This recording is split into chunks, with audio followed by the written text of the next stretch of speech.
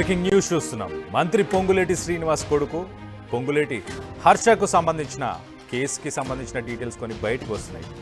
తవ్వుకుంటూ పోతుంటే ఒక్కొక్క ఆధారాలు బయటపడుతున్నాయి. తన కొడుకు మీద కేసు ఎలా పెట్టారు, రాఘవ కన్స్ట్రక్షన్స్పై కేసు విషయంలో కీలక పరిణామం చోటు చేసుకుంది. రాఘవ కన్స్ట్రక్షన్స్పై కేసు ఎలా పెట్టారని గచ్చిబౌలి పిఎస్లో కేసు నమోదైంది. ఆ కేసుకు సంబంధించి అనూహ్యమైన విషయాలు ఇప్పుడు బయటకు వచ్చాయి. గచ్చిబౌలికి సంబంధించిన సదరు ఎస్ఐ, ఆ ఎస్ఐని ఆ కేసు ఎలా ఫైల్ చేశావని ట్రాన్స్ఫర్ చేశారంటే అర్థం చేసుకోండి. మంత్రి కొడుకు మీదనే కేసు పెట్టినందుకు వేకెన్సీ రిజర్వ్ పేరిట ఆ ఎస్ఐని పక్కకు వైదొలిగిచ్చారు. ఎస్ఐ మొహమ్మద్ హబీబుల్లా ఖాన్, ఆయనకి పనిష్మెంట్ ఇచ్చారని చెప్పేసి ఇటు బీఆర్ఎస్ కూడా ఆరోపిస్తుంది. యాక్చువల్లీ ఆ ఎస్ఐకి కూడా రీసెంట్ టైమ్స్లోనే అవార్డు కూడా వచ్చిందంట. సో మొత్తం మీద ఇటు పొంగులేటి హర్ష, ఆయనకు సంబంధించిన రాఘవ కన్స్ట్రక్షన్స్ దానిపై కేసు పెట్టినందుకు ఇటు సదరు ఎస్ఐ పైన పనిష్మెంట్. అలాగే మరి ఇంకా మిగతా విభాగాలకు సంబంధించి మిగతా డిపార్ట్మెంట్స్ని కూడా ఎంత ఇన్ఫ్లుయెన్స్ చేశారు, ఎంత మ్యానిపులేట్ చేశారు, ఎంత పెద్ద కుంభకోణం వెనక దాగి ఉంది అన్న కోణంలో ప్రస్తుతానికైతే ఇటు బీఆర్ఎస్ ఆరోపిస్తుంది. సో మొత్తం మీద దీనికి సంబంధించి మరిన్ని వివరాలు కూడా తెలుసుకునే ప్రయత్నం చేద్దాం. మా ప్రతినిధి పవన్ ఉన్నారు మనతో పాటు. పవన్తో మాట్లాడి తెలుసుకునే ప్రయత్నం చేద్దాం. పవన్, సదరు ఎస్ఐ మొహమ్మద్ హబీబుల్లా ఖాన్, ఆయన గురించి కొంత చెప్పండి. అసలు ఆయన సడన్గా ఇప్పుడు వేకెన్సీ రిజర్వ్ పేరిట ఆయనని పక్కన పెట్టాల్సిన అవసరం ఏముంది?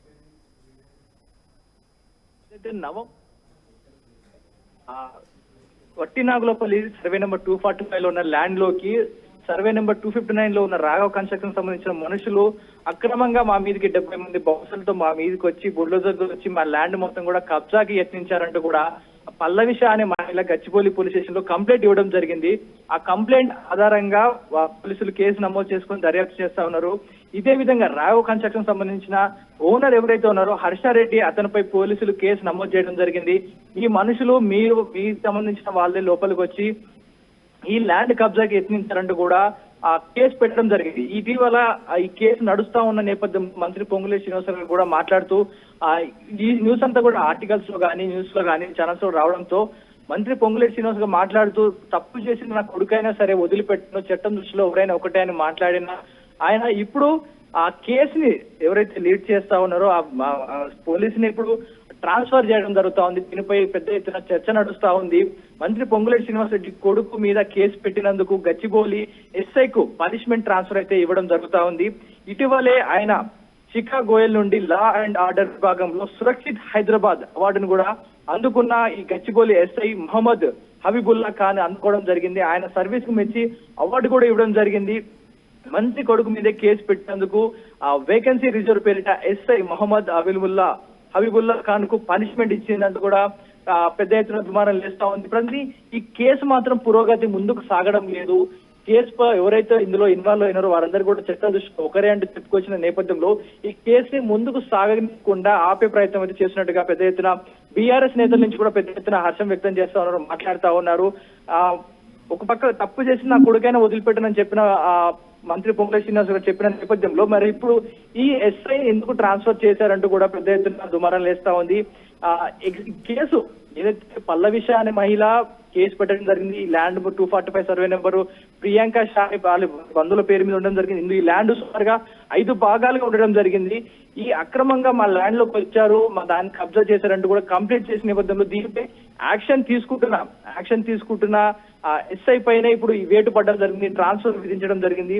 మరి ఈ కేసు ముందుకు ఎలా సాగుతుంది, లేదా కేసును కప్పిపుచ్చే ప్రయత్నం చేస్తారా, ఎలా సాగుతుందంటూ కూడా బీఆర్ఎస్ నేతలు ప్రశ్నిస్తా ఉన్నారు. దీనిపై ప్రజల నుంచి కూడా ఆగ్రహం వ్యక్తం చేస్తా ఉన్నారు.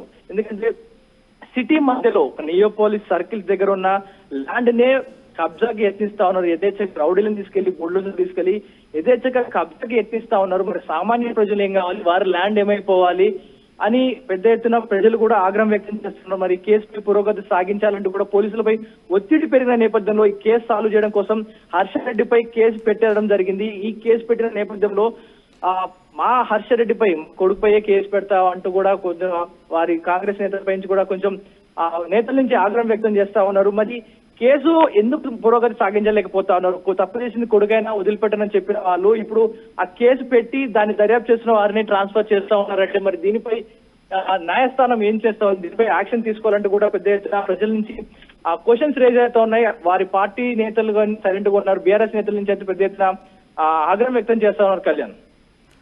Right Pawan, thanks for the latest update. మొత్తం మీద ఇటు మహమ్మద్ హబీబుల్లా ఖాన్ ఆయన వేకెన్సీ రిజర్వ్ అని ఒక పనిష్మెంట్కి సంబంధించిన ట్రాన్స్ఫర్ పేరిట ఆయనకి ఒక పనిష్మెంట్ని ఇచ్చినట్టు తెలుస్తుంది.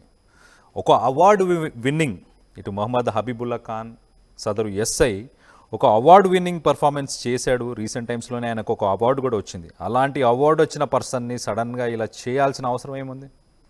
ఎందుకంటే ఖచ్చితంగా ఇది రాఘవ కన్స్ట్రక్షన్స్ దానిపై కేసు నమోదు ఎలా చేశాడు, అది ఎవరిది?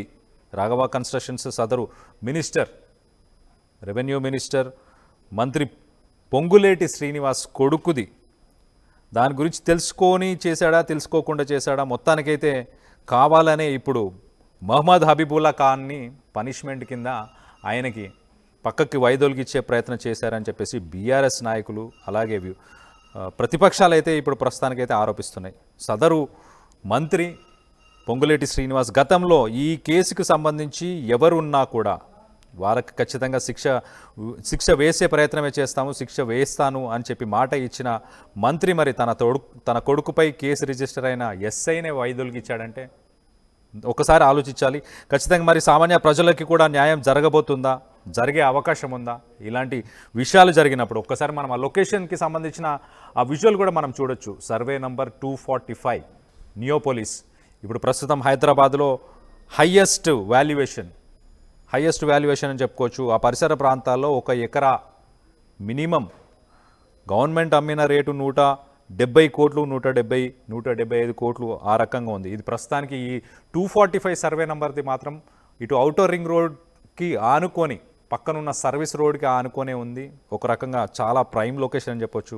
200కు పైగా దాదాపు 300 కోట్లకు ఎకరం వాల్యుయేషన్ ఉండే అవకాశం ఉంది. అలాంటి లొకేషన్లో యథేచ్ఛగా ఇటు ల్యాండ్ గ్రాబింగ్ చేసే ప్రయత్నం చేశారని పోలీసులను అయితే ఆశ్రయించారు ఇటు ప్రియాంక షా. సో మొత్తానికైతే వాళ్ళకి అన్యాయం జరిగింది. దాని తర్వాత దాని గురించి వాళ్ళు మాట్లాడడానికి మీడియాను కూడా అక్కడికి ఆహ్వానించారు. మీడియాతోని కూడా అదే లొకేషన్లో మాట్లాడతా అని చెప్పేసి వాళ్ళు మాట్లాడిన తర్వాత కూడా ఇప్పుడు వాళ్ళ ఫోన్స్ అని ఆఫ్ చేసుకొని పెట్టుకోవాల్సిన పరిస్థితి ఉంది. మరి వాళ్ళకి ఎవరైనా బెదిరింపు కాల్స్ చేశారా, లేకపోతే వాళ్ళు ఎక్కడన్నా దేనికన్నా భయపడుతున్నారా ఏంటి అనేది తెలియదు. కానీ మొత్తం మీద కేసు అయితే ఫైల్ అయింది. ఆ కేసు ఫైల్ చేసిన సదరు ఎస్ఐ మహమ్మద్ హబీబుల్లా ఖాన్ ఎవరైతే ఉన్నారో ఇప్పుడు ఆయనను కూడా పక్కకి జరిపేశారు. ఒక అవార్డుని గెలుచుకున్నాడు, ఒక పర్ఫార్మెన్స్ చేసి అన్ని రకాలుగా ప్రజలకు సేవలు అందించి అవార్డు గెలుచుకున్న మనం ఆ ఫోటోలో చూడొచ్చు మహమ్మద్ హబీబుల్లా ఖాన్, ఒక యంగ్ పోలీస్ ఆఫీసర్. అలాంటి ఆఫీసర్ని మరి సడన్గా ఏ కారణాల మీద ఆయనని పక్కకు జరిపే ప్రయత్నం చేస్తున్నారు. సో మొత్తం మీద కేసు మలుపు తిరిగిందని చెప్పుకోవచ్చు, ట్విస్ట్ అని చెప్పుకోవచ్చు. న్యాయం చేస్తా అని చెప్పిన సదరు మంత్రి పొంగులేటి శ్రీనివాస్ మరి ఇప్పుడు ఎస్ఐని పక్కకు జరపాల్సిన అవసరం ఏముంది? తన కొడుకు అయినా ఎవరైనా శిక్ష వేస్తానన్నాడు. కానీ దీంట్లో కేసు రిజిస్టర్ చేసినందుకే ఇప్పుడు సదరు ఎస్ఐని పక్కకు జరుపుతున్నారు. రేపు మరి మిగతా ఇటు సిఐ కావచ్చు, ఇటు కేసు పెట్టిన వాళ్ళందరినీ కూడా బెదిరించలేదని నమ్మకం ఏంటి అని ఇటు ప్రతిపక్షాలు బీఆర్ఎస్ ప్రశ్నిస్తున్నాయి. దీనికి ప్రజలు సమాధానం చెప్పాలి.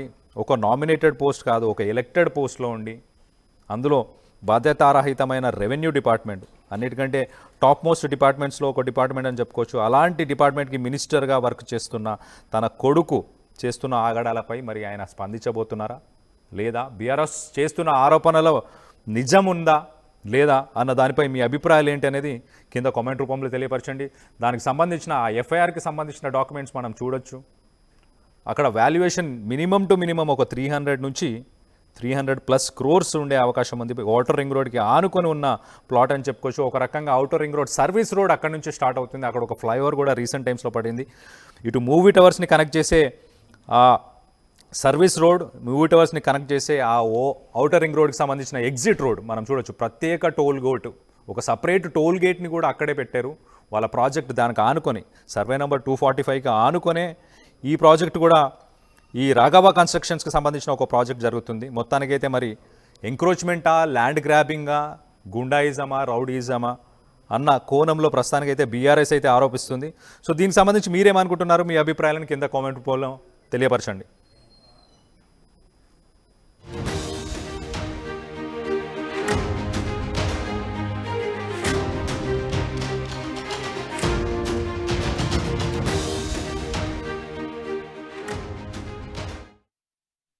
నగల సామ్రాజ్యం పెద్దది, మన వేడుకల్లో నగల పాత్ర పెద్దది. నగల్లో మన సంప్రదాయం అది పెద్దది. అదే విధంగా నగలు కొనేటప్పుడు మీ సేవింగ్స్ కూడా ఇకపై పెద్ద